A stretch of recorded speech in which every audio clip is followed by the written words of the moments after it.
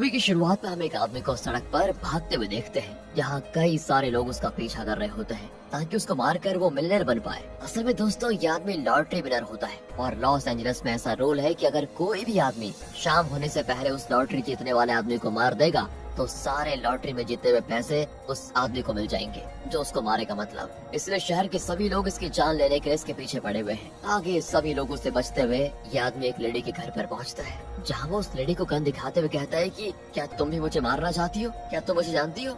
जिस पर वो उसे मना करते हुए कहती है कि भाई तू है कौन। और ये सुनकर उसकी जान में जान आती है कि वो यहाँ पर सेफ जरूर है। दोस्तों तभी वो उस लेडी को एक गिलास पानी लाने के लिए कहता है, क्योंकि भागते भागते उसकी हालत बहुत खराब हो गई थी। पर वो लेडी चालाकी से उस आदमी के पास जाके एक नुकीली चीज से उसके सर पे वार कर देती है। उस आदमी की वहीं पर मौत। उसी वक्त हम उस लेडी के हाथ में भी वही लॉटरी कार्ड को देखते हैं। मतलब वो उस आदमी को जानती थी, बस वो नाटक कर रही थी दोस्तों, ताकि सही वक्त आने पर वो उसको मारकर मिलियनेयर बन पाए। थोड़ी देर में वहाँ कुछ ऑफिसर्स आकर ये चेक करते हैं कि वो आदमी पूरी तरह मर चुका है या फिर नहीं। एंड इसके बाद वहाँ पर जॉनी ग्रैंड नाम का एक आदमी आता है और उस लेडी को कांग्रेचुलेशंस करते हुए कहता है कि बहुत बढ़िया, आपने लॉटरी जीती है और अब आप मिलियनेयर बन चुकी है, बहुत बहुत बधाई। अगले सीन में हम कैटी नाम की एक लड़की को देखते हैं जो कि बस में ट्रैवल कर रही है। कैटी एक एक्टर बनना चाहती है, इसलिए वो एक्टर बनने के लिए लॉस एंजलिस में आई हुई है। अब कैटी बस में एक छोटी बच्ची के साथ मस्ती कर रही होती है, लेकिन उसके साथ में बैठी हुई एक बूढ़ी औरत होती है जो एक स्टॉप पर उतर जाती है। वहीं कैटी को पता चल जाता है कि वो बूढ़ी औरत उसकी घड़ी चुरा कर लेकर गई है। कैटी भी बस के ड्राइवर से पूछती है कि यहाँ हो क्या रहा है, क्योंकि वो देखती है कि चारों तरफ सभी एक दूसरे से लड़ाई कर रहे होते हैं। तब वो ड्राइवर बताता है कि कल लॉटरी डे है और इससे ज्यादा मैं तुम्हें कुछ नहीं बता सकता।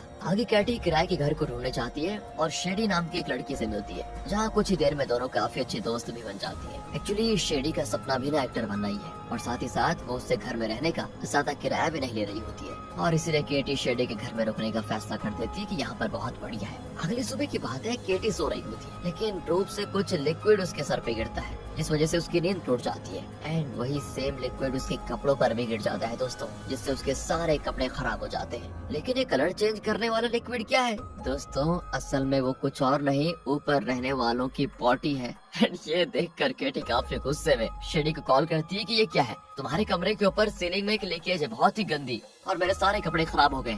अब बताओ मैं इंटरव्यू में क्या पहनकर जाऊंगी? शेडी कहती है कि अरे तुम मेरे कपड़े पहनकर जा सकती हो ना, बस हाँ तुम्हें उसका किराया देना होगा। देखा दोस्तों, यहाँ शेडी पैसे कमाने के लिए कितना बढ़िया दिमाग लगाती है, क्योंकि अब केटी के पास कोई रास्ता तो है नहीं, कपड़े हो गए सारे खराब, इसलिए उसको ना चाहते हुए भी शेडी के कपड़े पहनने पड़ते हैं, वो भी किराए पर, जो कि दिखने में काफी अजीब लग रहा है क्योंकि दूसरे के कपड़े पहनेंगे तो यार अजीब ही लगता है। और अब केटी उन्हीं कपड़ों को पहनकर इंटरव्यू के लिए चली जाती है, जहाँ और भी कई सारी लड़कियां बैठी होती है लाइन में। तो वहाँ पर केटी से कहा जाता है कि इंटरव्यू के लिए तुम्हें $400 और देने होंगे। एंड इसके बाद उसका इंटरव्यू लिया जाता है। इंटरव्यू के दौरान केटी अपने जेब में जैसे हाथ डालती है ना, तो उसे लगता है कि जैसे उसके जेब में कुछ रखा हुआ है। एंड उसको निकाल कर देखने पर ये कुछ और नहीं, लॉटरी कार्ड है दोस्तों, जो कि अनजाने से ये हाथ लगने पर केटी खुद ही लॉटरी में ज्वाइन हो जाती है, क्योंकि वो लॉटरी वाला कार्ड काफी हाईटेक कार्ड होता है और फिंगरप्रिंट से वो आइडेंटिटी एक्सेप्ट कर लेता है। साथ ही साथ शायद ये लॉटरी शेडी का होगा दोस्तों, क्योंकि उसके कपड़े में मिला ना ये कार्ड। यहाँ केटी का ऑडिशन जजेस को पसंद नहीं आता, बेचारे को बाहर भेज देते हैं वो। अब जैसे वो बाहर आती है ना, तो देखती है कि सभी कंटेस्टेंट्स उसको घूर रहे हैं। एंड ये देखकर उसको बड़ा अजीब लगता है कि इन्हें हो क्या गया। असल में दोस्तों इस बार की लॉटरी की विनर कोई और नहीं, केटी होती है, और इस बार प्राइस भी कोई छोटा मोटा नहीं, पूरे $3.6 बिलियन का होता है। तभी वहाँ बैठी सभी लड़कियां केटी को मारने लग जाती हैं, क्योंकि उनको प्राइज मनी चाहिए। पर केटी उनसे कैसे भी बचते हुए नीचे की तरफ आ जाती है, जहाँ और भी कई लोग उस पर हमला कर देते हैं। उसे समझ में नहीं आ रहा होता है कि उसके साथ ये हो क्या रहा। इस लॉटरी कार्ड की वजह से सभी उसको मार क्यों रहे, कुछ पता नहीं चल रहा उसको। अब दोस्तों उनसे लड़ते लड़ते उसकी हालत बहुत खराब हो जाती है। जैसे ही और लोग उसको मारने के लिए आते हैं ना, तभी धमाकेदार एंट्री होती है हमारे चाइल्डहुड हीरो जॉन सीना की दोस्तों, जिनका इस मूवी में नाम न्योल है। न्योल उसको बचाते हुए सभी लोगों को काफी बुरी तरह मारने लग जाता है, जहाँ वो केटी से कहता है कि सुनो, मैं तुम्हें बचाने के लिए तुमसे $3.6 बिलियन का बस 10% लूंगा, यानी कि ये फ्री समाज सेवा नहीं हो रही है, ये समझ लो। खैर दोस्तों, न्योल जो फाइटिंग में काफी एक्सपर्ट होता है, वो एक के बाद एक सभी को मार कर ढेर कर देता है। इसके बाद वो केटी को कार की तरफ सेफ्टी से लेकर जाते हुए कहता है कि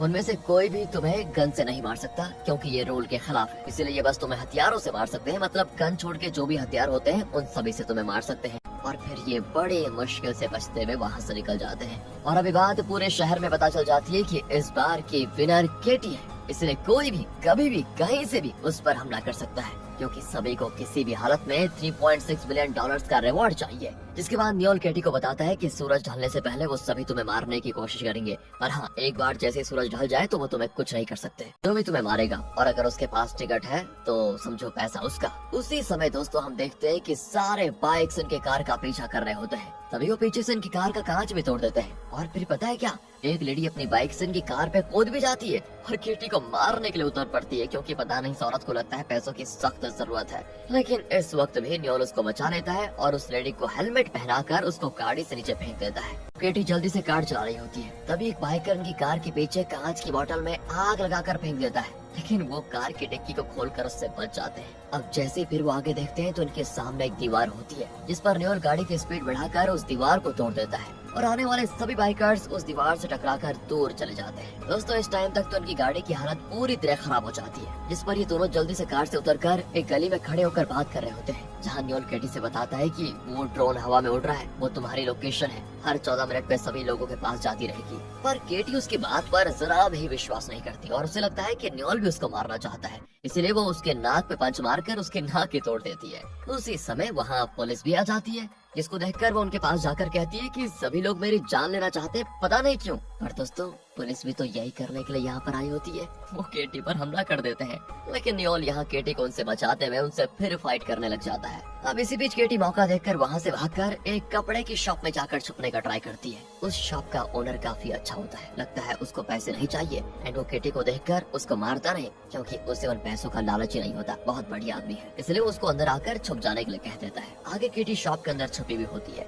तभी उसे शेडी का कॉल आता है दोस्तों, एंड शेडी उससे कहती है कि मैंने तुम्हारे फोटो को लॉटरी कार्ड पे देखा और तुम मुझे बताओ कि तुम हो कहाँ पर अभी, ताकि मैं वहाँ पर आकर तुम्हें बचा पाऊँ। केटी दोस्तों शेडी को अपना एग्जैक्ट लोकेशन शेयर कर देती है और आगे थोड़ी देर में शेडी अपने बीएफ के साथ वहाँ पर पहुँच जाती है, लेकिन केटी को बचाने नहीं, उसे मारने, और ये असल में उसका प्लान था उस तक पहुँचने का। तभी वो दोनों मिलकर केटी पर हमला कर देते हैं और उसे मारने लगते हैं, जहाँ केटी खुद को उनसे बचाते हुए उसे शॉप में बंद करके वहाँ से बाहर भाग जाती है। उसी समय न्योल पुलिस की एक कार लेकर आता है और दोनों ही कार में आगे बढ़ रहे होते हैं। तभी केटी न्योल को एक आदमी के बारे में बताती है, जो कि उसकी पहचान का होता है, जिसके बाद ये दोनों उसके पास जाते हैं और उससे मदद मांगने की कोशिश करते हैं, क्योंकि उसके घर में एक स्पेशल कमरा होता है जो कि पासवर्ड के बिना नहीं खुल सकता और न ही उसको तोड़ा जा सकता है। और वो आदमी दोस्तों इनको घर में आने से मना कर देता है, जिस पर ये उसको गन दिखाकर कहते हैं कि हमें उस कमरे तक लेकर चलो ताकि हम वहाँ पर सेफ रह पाए। आगे दोस्तों वो घर का ओनर इन दोनों को उस स्पेशल कमरे के पास लेकर जाता है और पासवर्ड डालकर उसको ओपन कर देता है। तभी ये दोनों कमरे के अंदर जाते समय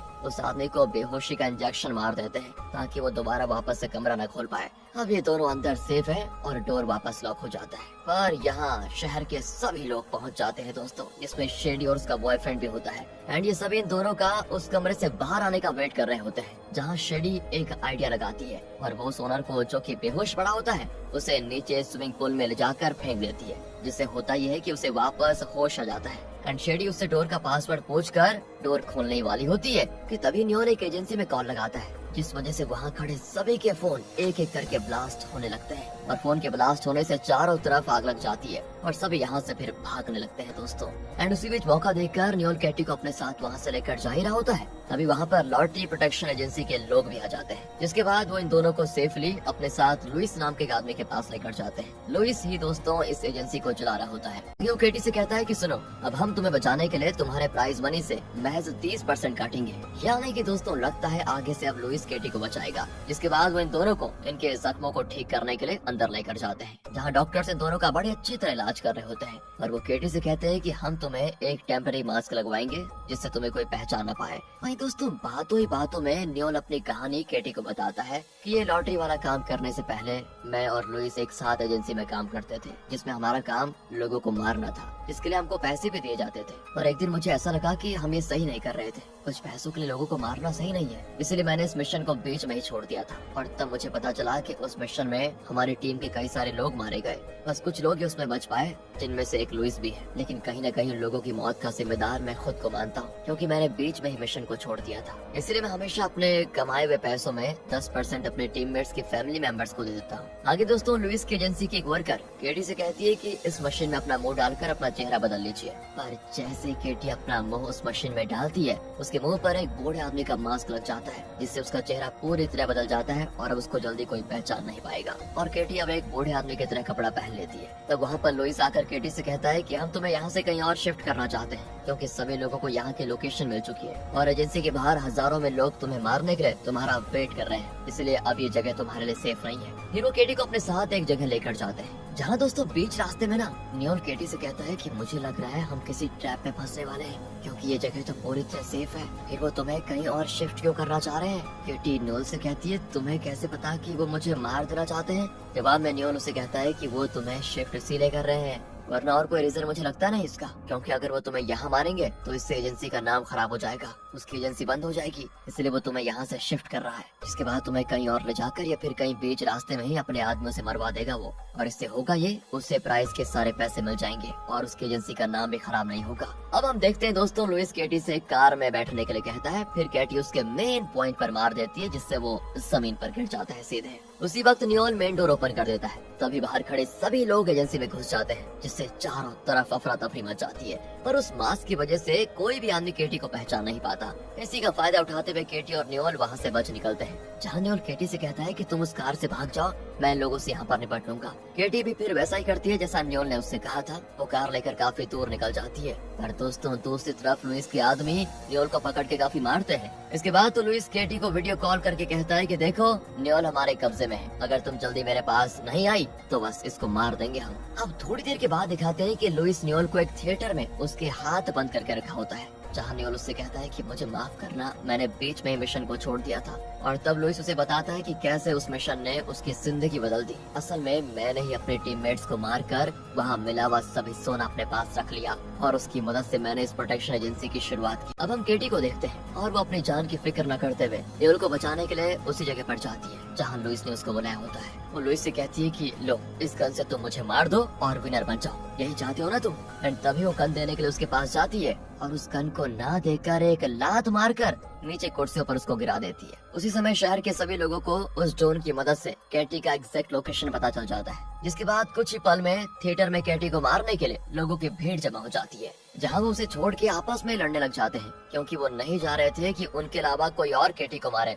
जहाँ मौका देकर केटी नियोल का हाथ खोल देती है और फिर नियोल और लुइस में काफी देर तक यहाँ पर घमासान होता है दोस्तों। उसी बीच नियोल केटी को वहाँ लटके हुए एक छोटे से एरोप्लेन पे चढ़ जाने के लिए कह देता है क्योंकि अब 2 मिनट बाकी थे टाइम ओवर होने में, जिसके बाद केटी को कोई भी नहीं मार सकता था और वो विनर बन जाएगी। अब जान बचाते हुए केटी उस एरोप्लेन के ऊपर चली जाती है ताकि बस कुछ मिनट्स तक उन लोगों से बच पाए, लेकिन उसी वक्त लुइस के आदमी नियोल के पीछे पड़ जाते हैं। तभी मौका देखकर लुइस केटी को मारने के लिए उस एरोप्लेन के ऊपर चढ़ जाता है, जिसके बाद ऊपर केटी और लुइस के बीच में काफी देर तक लड़ाई चलती है। इसी बीच लुइस केटी को एक जोरदार मुक्का मारता है जिससे केटी नीचे गिरने वाली होती है। तभी वो एक लोहे का रॉड पकड़ लेती है और हवा में ही लटकी रहती है। अब आगे लुइस उससे कहता है कि अब तुम्हें कौन बचाएगा। पर दोस्तों इस फाइट के दौरान केटी ने लुइस के शर्ट में रखे हुए मिनी बम्स के ऊपर का निडल निकाल दिया था, जिससे होता यह है कि अगले ही पल वो बम वहीं पर फट जाता है और लुइस के चिथड़े चिथड़े हो जाते हैं। बम फटने से कुछ सेकंड्स पहले ही उसने अपना हाथ छोड़ दिया था और अगर वो नीचे गिरती तो उसकी जान चली जाती,